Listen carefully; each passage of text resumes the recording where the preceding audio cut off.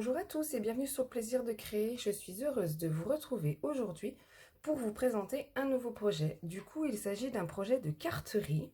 Donc, j'ai réalisé cette petite carte.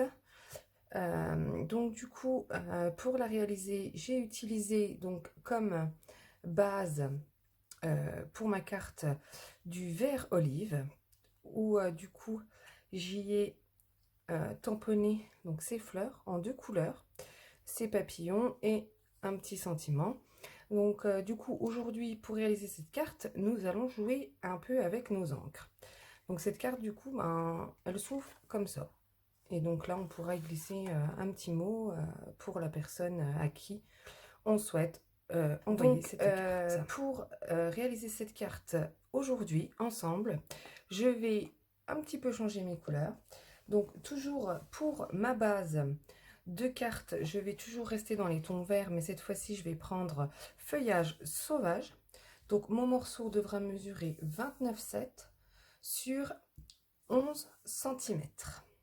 Il nous faudra également un petit morceau de murmure blanc qu'il mesurera 10,5 cm sur 14,35 cm. Je vais me servir du coup de l'encre donc grappe gourmande, donc les tons violets, qui servira à tamponner du coup mes papillons, et encore flamant fougueux pour tamponner du coup toujours mes papillons. Et pour ce qui est du coup du feuillage et des tiges de mes fleurs, je vais les faire en vert olive.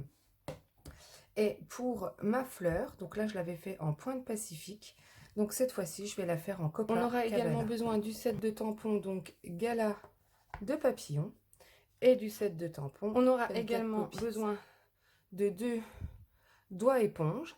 Du coup c'est ce qui va nous servir à pouvoir faire notre fleur en 2 couleurs.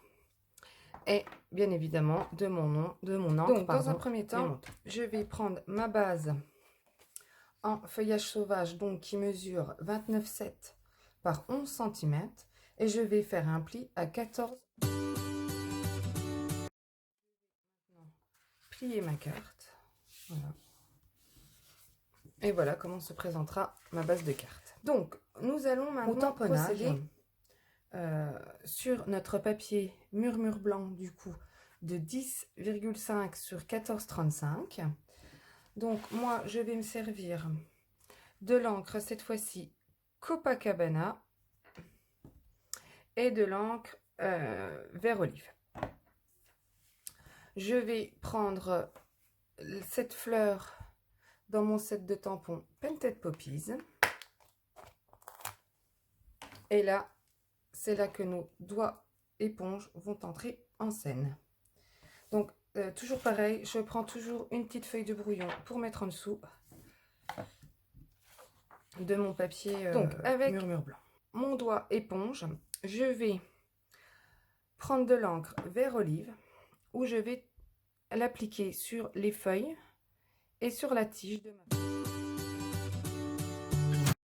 Avec mon doigt éponge, je vais prendre la couleur donc Copacabana pour pouvoir mettre de l'encre sur. Je vais tamponner. Donc moi je vais en mettre une par ici, à peu près comme ceci. Voilà.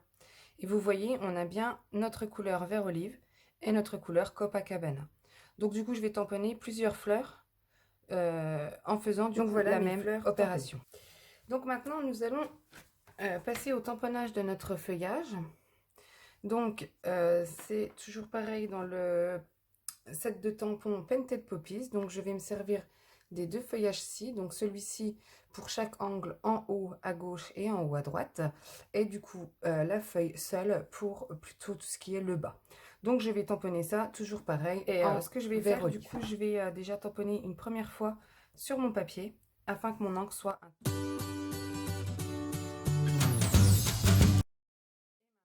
je vous le disais, je vais tamponner du coup mon grand feuillage, donc toujours en vert olive dans chaque angle, en haut à gauche et en haut à droite. Donc, je fais le même procédé, je tamponne une première fois de ma base. Donc maintenant, je vais tamponner mes papillons. Donc, je vais les tamponner avec mon encre, mes manteaux, sur du coup une chute. Donc, je ne sais pas lesquels je vais prendre. Pour mon projet précédemment, j'avais utilisé ceci. Et là, je pense que du coup, je vais utiliser.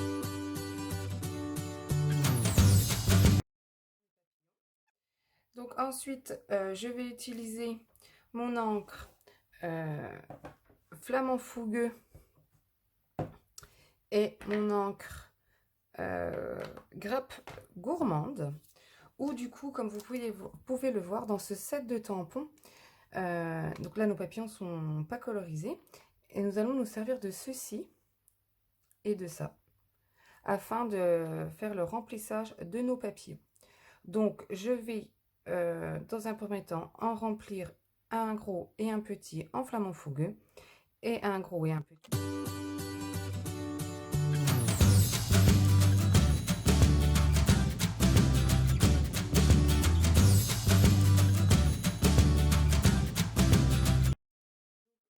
Également y tamponner du coup le corps de notre papillon.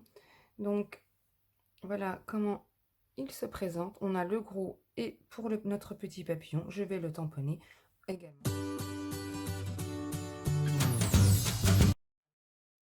Donc maintenant, pour tamponner l'intérieur de notre papillon en grappe gourmande, nous allons faire le même procédé comme quand nous avons tamponné notre feuillage en verre olive, où nous l'avons tamponné une première fois sur notre feuille de brouillon.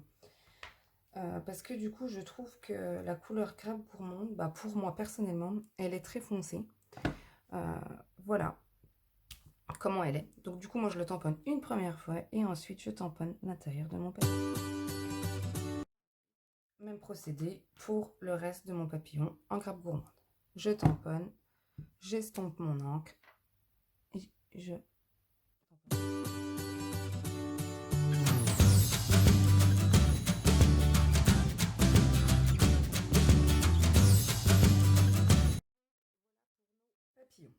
Donc je vais reprendre mon morceau de murmure blanc où je vais y tamponner un petit sentiment juste ici. Donc je vais tamponner le sentiment un petit mot et je vais le tamponner toujours. Nous en avons fini avec. Donc maintenant nous allons découper nos papillons à l'aide de notre perforatrice duo de papillons. Donc je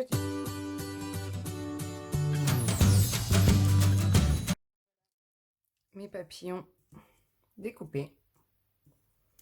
Donc ce que je vais faire maintenant, je vais utiliser des Stampin' dimensionnels où je vais en placer du coup derrière mes papillons. Donc je vais déjà y relever un peu les ailes.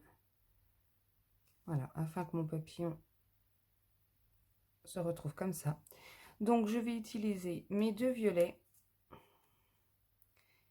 et un petit Flamant Fougueux. Donc à l'aide de mes Stampin' dimensionnels, je vais en placer sur ma base de cartes. Donc pour ça, pour prendre mes Stampin' dimensionnels, je vais utiliser ce côté de mon outil touche à tout. Donc moi je vais placer un papillon par ici.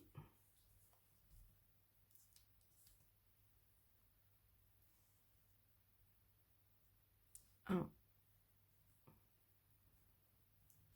par ici et je vais en placer un par ici. Non, peut-être pas par ici, peut-être plus par là. Donc voilà, je vais placer le gros papillon juste ici et deux petits, donc un ici et un autre par ici. Voilà.